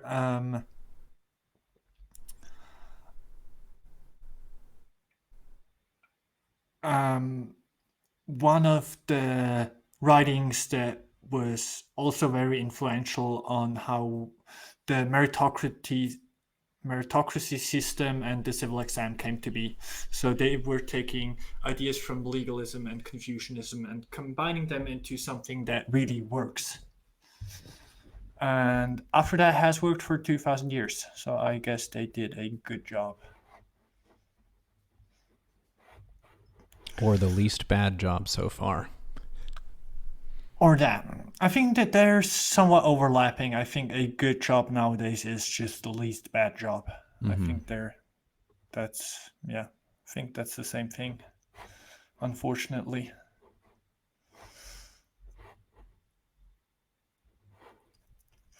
So the next school of thought, which I found really interesting, is the School of Minor Talks. And there's a bunch of different schools that we talked about that are really distinctive, and there's big thinker behind those schools, but there's also a lot of common people having a lot of common ideas and coming up with good things. And in order to collect those ideas and have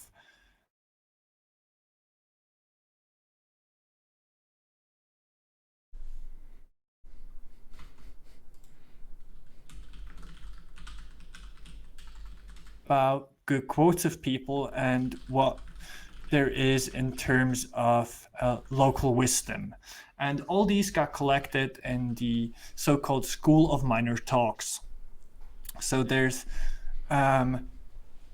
folk wisdom from all over China collected in one book that consists as the School of Minor Talks. And they have a lot of weird sayings in there, things about how the weather will be when you see frogs too early or when you see the frogs too late. A lot of folk wisdom as we know it nowadays. Some ideas on how we should, like, they had ideas on all the different subjects we already talked about, and they applied it in different ways. And I just find it fascinating that they gave this its own name and they collected all those folk sayings into its own school and called it Not As Important People Talking. And the next school of thought, I think you can talk a bit about, since I take it you've done a lot more reading into that than I did.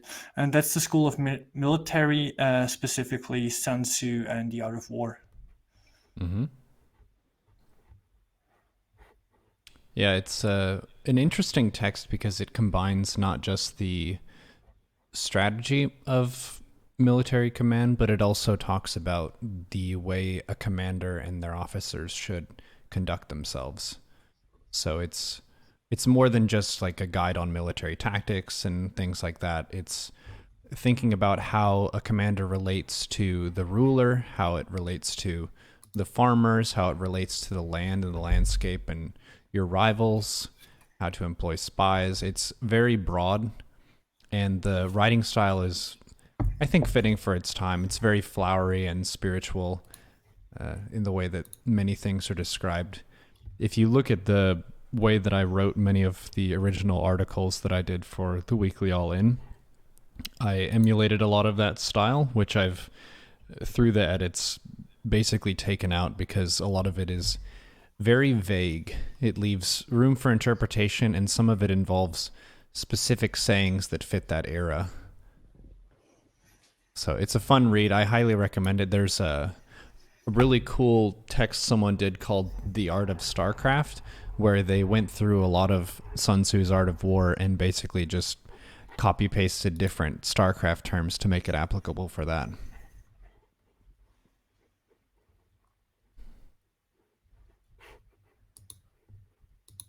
Yeah. So the School of Military talks about a lot of different concepts on how to wage war correctly and how to be most effective. Um, from what I remember, he also talks a lot about how to not wage war because waging war isn't as effective as it's made out to be. Mm-hmm. The best way to win is without fighting. Exactly. So there is the aspect to it where he's not actively promoting war, but at least telling you how to win a war if you're unfortunate enough to have to wage a war, but also how to avoid it. And that's the School of Military. Then there is the School of Yangism, which is the same as Andrew Yang, the current presidential candidate. On the other hand, I guess he has some Yangisms as well. And Yangism is a kind of proto philosophy of ethical egoism, which is something we'll be talking about more a lot later when we kind of get into more modern thinkers and their approach on how we can be egoistic in our approach and how that be good for everyone as long as we do it in an ethical way. And while I'd say there is some merit to these arguments, it's something that's difficult to teach to people, and you have to, in my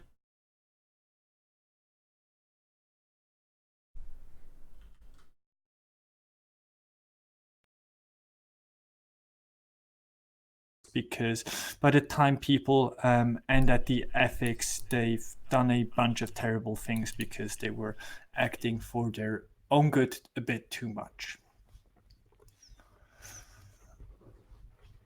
And then there's the last officially named school of thought, and this is the School of Medical Skill. So these are, as far as we know, the earliest texts about medicine in humanity, which isn't to say they're necessarily the earliest texts, they're just the earliest texts that we can still translate. And as we talked about before, if you have a language you don't understand, it's really difficult to make out what they were meaning with the different words they were putting after each other. But since Chinese has been consistent since that time, we're still able to translate their oldest medical texts. So we know what they were talking about, the different kind of traditional Chinese medicine we have, to some degree, still comes from those early texts from the School of Medicine, which is super interesting, the kind of medical knowledge they had and how they preserved that and developed over the time.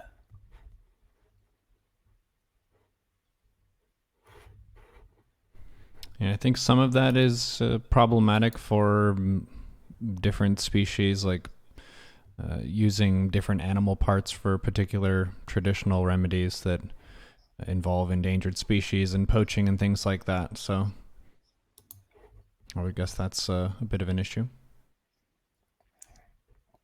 Now, I can't tell for sure what was in the earliest texts and what came known later on or came to be canon later on. I think being known in terms of effectiveness is a hard claim to make here.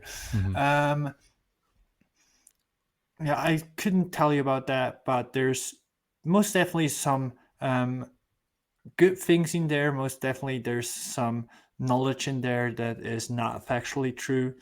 But the rise of traditional Chinese medicine in Western culture and to its somewhat more esoterical approach to doing medicine, where it's more about mind healing than body healing, is something that a lot of people seem to um, see an appeal to. And so I say there is some merit to it.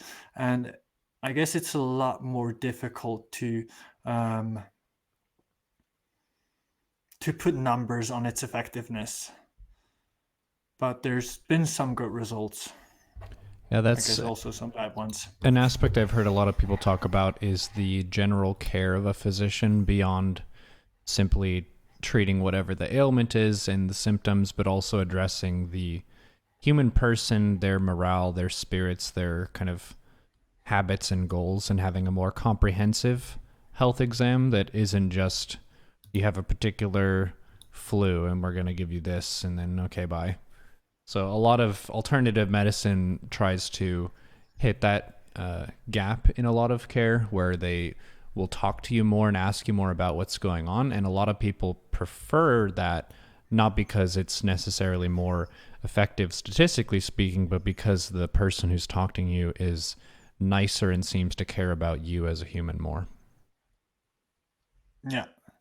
Yeah, I think one of the big things in medicine is the distinction between, are we treating the cause or are we treating the effect of a illness?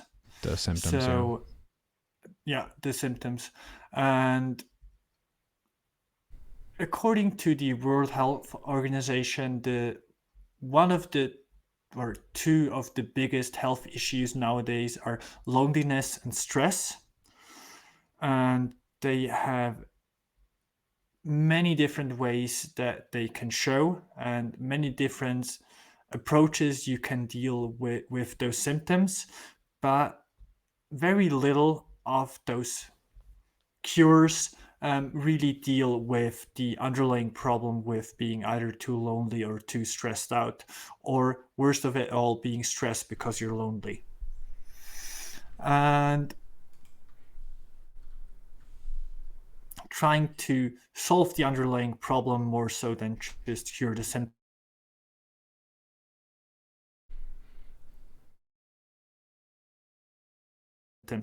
But difficult, then will make them um, or make the symptoms not show up as much. And I think that Chinese medicine, at least to some degree, addresses the cause of a problem a bit more than modern Western medicine does. But I'm not a um, I'm not super well known on the subject, but it's definitely something worth looking into.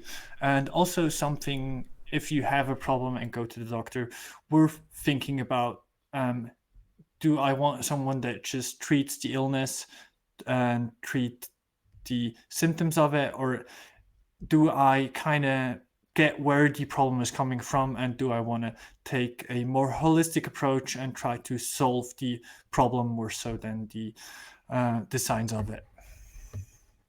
There is a lot of discussion now too about the difference in cost between preventative measures and care and teaching people how to build healthy habits that lower their risk for certain things as opposed to the reactive approach of now this person is sick and we need to provide care. It's usually way cheaper if you can let people know what the bad habits are, what the good habits are, and how to take care of themselves so they're less likely to have issues.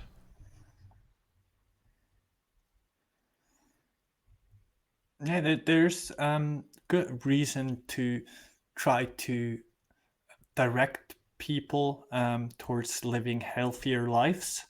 There's also a lot of people that will just not care and live life as they see fit.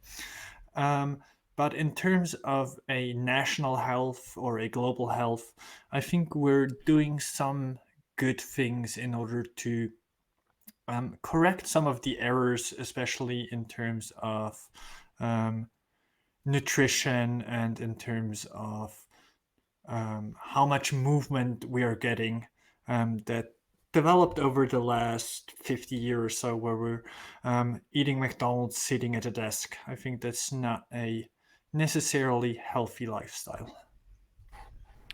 Definitely not. It's a huge amount of energy that we can take in individual meals, and then the idleness of a lot of jobs. It's fine in the sense that you're safer and you lower a lot of risk, but at the same time you're not burning calories. So if we're taking in more and burning less, then there's going to be a problem. Yeah. Yeah, so these were all the schools of thought and all the listed schools of thought in ancient China.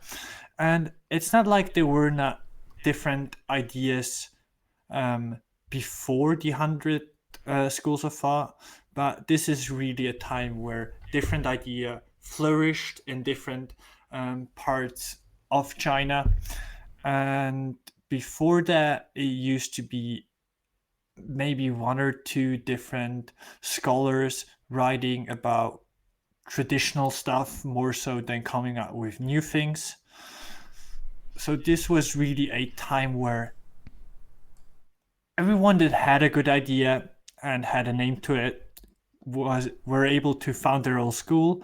Everyone that had good ideas but didn't have the money at least got to be part of the School of Minor Talks, and everything was gathered, everything was cataloged, and they were talking about the different schools and what had more merit, what had less merit, what worked, what didn't work, and really putting everything into context and trying to make the best out of the different ideas they had at the time.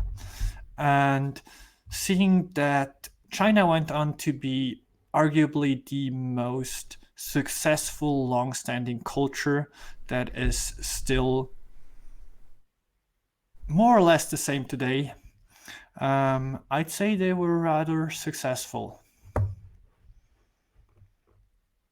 Yep, there's a bit of Bruce Lee wisdom that resonates with me with this whole discussion, and his whole thing was using no style as his style and taking what is useful from various schools of thought, because I think that tradition of schools competing with each other for the best ideas or the best fighting style and things like that has been around for a very long time, but you limit yourself if you subscribe to one and deny the others. Where for you personally, you may have certain ideas from certain schools that resonate with you and ones that don't. So your most robust approach is going to be pulling the strengths from the schools and avoiding the weaknesses.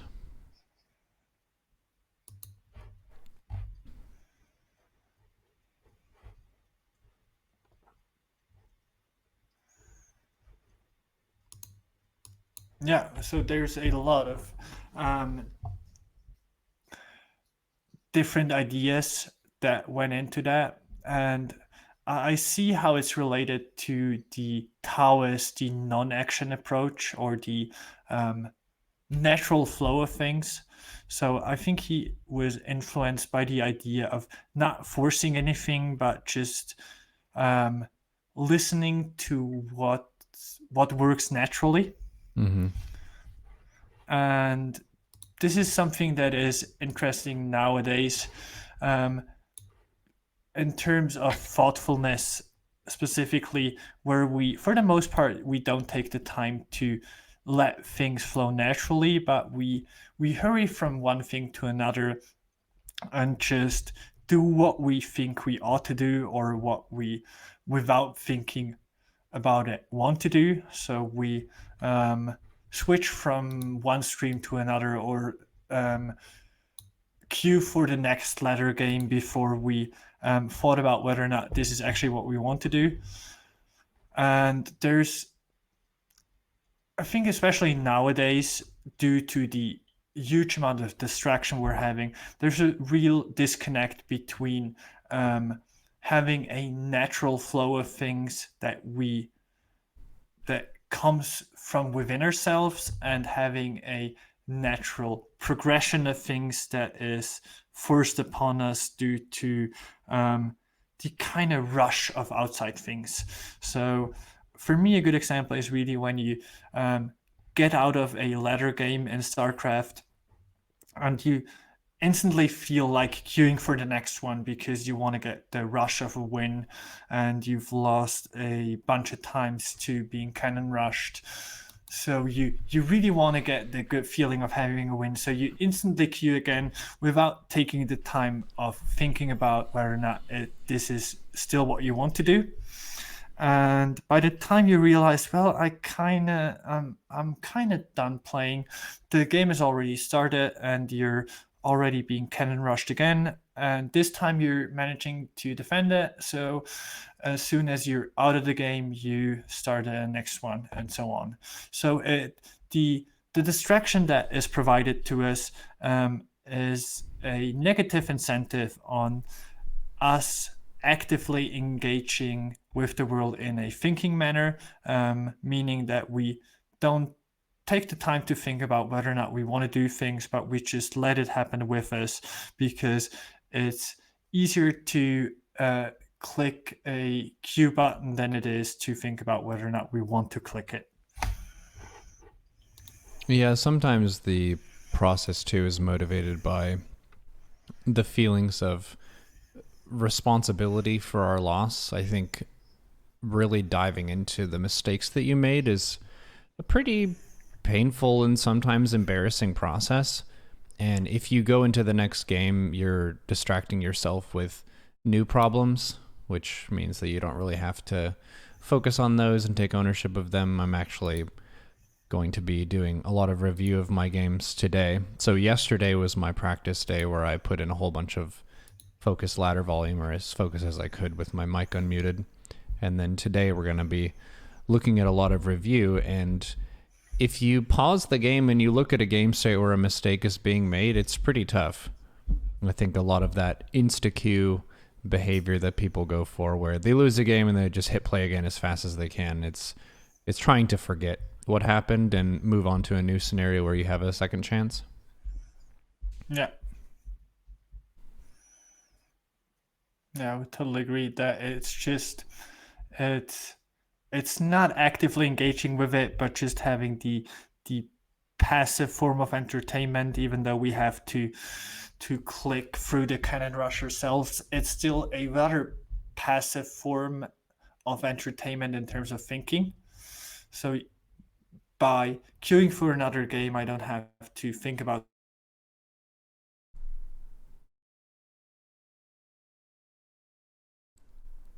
the mistakes I made last game.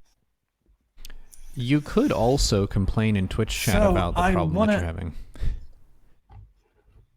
That's another solution that some people go yeah, I for. think the problem there is it's the other race that is overpowered. It's almost never the fault of yourself. It's just that the the cards were stacked against you in the first place, and it wasn't fair to begin with. Yeah. That's a common problem in rest of life as well. And speaking from experience, no one really cares about um, how stacked the cards were against you, but more so what you made out of the bad cards you were given. Yep. Yeah, so I want to return to the initial question of um, freedom. What does it mean to know about different ideas, how it expands on our freedom, and what kind of question we can ask and ought to ask in order to have more freedom in what we could choose and what that could mean in terms of what we choose. And last time we talked, or rather, I talked a lot about Switzerland and how its political system and a lot of different institutions are slightly to a lot different than they are in the US. And I don't want to romanticize Switzerland. There's we have a bunch of problems. We have a bunch of different solutions than how things are done in the US. And I don't want to say that one thing is better or the other, but what I really want to do is open up that room of freedom where you could think of different ideas and think of them as different set of ideas and don't have to evaluate this one is good, the other one is bad, but both of them as being on a scale of from better to worse without being either of the extremes, and that things can be done differently and have been done differently successfully. And I think that's what's really expanding on one's freedom by knowing that there's other valuable options in life or in politics or in whatever. There's almost always other ideas that are equally true. And by knowing about more other ideas than you did before, you actively expand on your theoretical freedom. And that was or will be my approach going forward when I talk about how we do things here in Switzerland. Yeah, so you're, correct me if I'm wrong, you're kind of saying that open mindedness is its own freedom that you can express yourself, where you're ready to accept a working solution if it's presented to you, as opposed to necessarily being tied to one that you're already satisfied with. Exactly. A lot of mathematics and also StarCraft is in that vein where you can oftentimes see a scenario and there are multiple viable solutions. The one that you choose should be the one that fits your preferences and your practice the best, and then also the elegance and efficiency of that solution. Some solutions require more or less effort than others, some require more or less time than others. So, those are all things to consider when you're trying to find the best fit. Yeah, I think that's a good way to put it. The other thing that comes into this and is somewhat problematic to the notion of freedom in a radical sense is habits, as you talked about the how you can work with a solution or how well known it is to you, the more likely you are to tend towards that solution. So if you have habits of always solving a problem the same way, you tend to try to solve it that way going forward, which then again limits your options or your freedom going forward. So you see an increased opportunity cost in doing it any other way because you know the way you've always been doing it is the most effective way.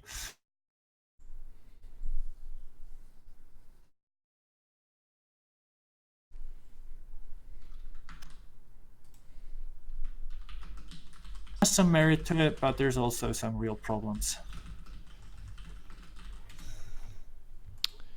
How unsatisfying is that when someone gives you an answer that is incomplete and imperfect and you have to think for yourself? Ugh. You have to think about stuff and be flexible and pay attention to nuance. Ugh. Yeah, that's philosophy for you. It doesn't give you a break. If your head hurts, that means you're getting it. Exactly. Yeah. So that's and the last question I wanted to get back to is as we kind of discuss these different ideas, wanted to ask you as well as chat whether or not you see potential or even that we're currently in this kind of open-minded approach towards different ideas and whether or not the internet is facilitating a new era where we're um, talking about ideas and trying to find good solutions, or if the internet is might be good for that, but we're not using it for it. Yeah, it's really mixed bag for me, seeing the difference between open discussion across more countries at a time. People from all around the world can share their perspective. The flip side is a lot of locations on the internet end up being very self reinforcing, where you could have a very radical idea that is shared by very few people, but those people can communicate together using the internet, and that reinforces those ideas as well. So it's got a lot of stuff going on. We'll see how it pans out. Information is a morally neutral thing. It can help you understand stuff. I think Buddha might say that ignorance is bad, so knowledge is good. Therefore, the internet might be good, but there's a lot of false information that gets passed around as well. I think that's Buddha would mostly argue that um, trying to think of problems and solutions is bad for you because it makes you attached to problems and solutions. So I think he'd be mostly offline Mm-hmm. unless there's a good meditation program, I guess. Yeah.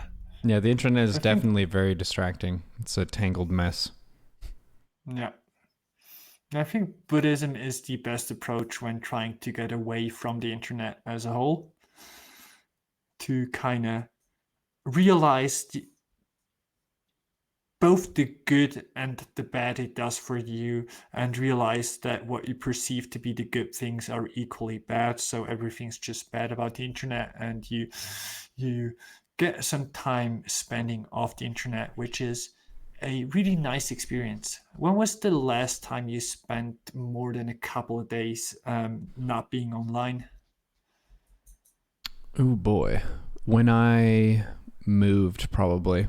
So my drive from Austin to Seattle, I did check my phone at some points, but that was probably the greatest amount where I had stretches where I wasn't involved with anything internet or information. I got to think and listen to music on the open road. It was really nice. Change of pace. I think that's something that should be done more often. Loco is a streamer who I know has dedicated no computer days. I think Sunday is his day where he tries to stay off the internet and away from social media, which is probably very good for his health mentally. Yeah, it's been a while for me too, and I found it really interesting that your mind tends to go in different directions when you don't have the constant distraction.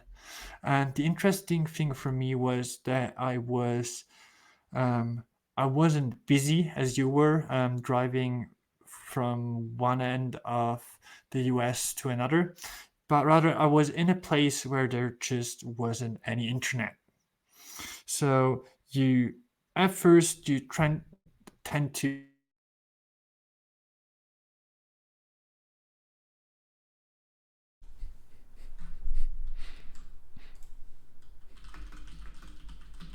and I was with a bunch of different people there. I realized something, that people, after trying for 10 minutes or so, they just gave up on the internet, realized this is not a viable option of distraction anymore. So they started having conversations. They started doing different kind of games with each other, or just being a lot more focused on the moment or focused on the environment they were in. And was just a really drastic shift from the first, say, half an hour where everyone was trying to get their phone to connect and to find out what's been going on the internet, to realizing this wasn't a viable option, and then trying a new approach to engage with the world. Or is it an old approach? Maybe it's an old approach, but it seemed new at the time. I've got this wild idea. It's called having an in person conversation. What? No way. That can't exist. That technology was lost years ago.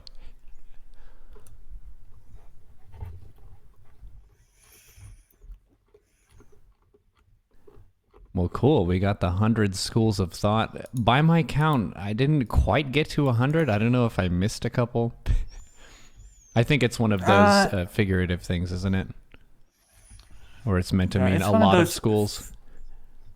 figurative things. There's also, for the most part, there's many thinkers going into the specific schools, and I think the school of minor talks just makes up for all the rest that wasn't accounted for. Ah, So, so there's probably more than 100 thinker that went into the minor talks. So I think we can make it up to be 100 or even more thinkers. nice. Yeah, I want to give a short outlook on what we'll be talking about going forward. I think next one will be about the Stoics, which is a huge topic in and of itself. But yeah, we'll continue going down the line or forward in time, and to I'm trying to show the different ideas and how they developed and how the influence they had on how we're thinking today and how we're still stuck with trying to figure out why a white horse is a horse or not a horse, and every other problem that arises from that. Cool. I think Stoicism should be fun. There are quite a few viewers I know who are fans of a lot of ideas within that. I mean, people have shared plenty of Marcus Aurelius quotes and things of that Yeah, nature. So, no ideology is perfect, but that one I think is more well known than some of the ones we've covered so far, which should make it a little bit more relatable. yeah, I think it's one of the cool kids in philosophy. Mm-hmm. Stoicism is badass. Find out more with Eche Fatum in the next episode of Philosoclock. All right, yeah, thanks everyone for listening, and I'll catch you in, I guess, 2 weeks or a bit more. Don't forget to leave your browser open until the upload is complete so we get your full audio. All right, will do. Thank you very much, Eche Fatum. That's it for Thank this you. time.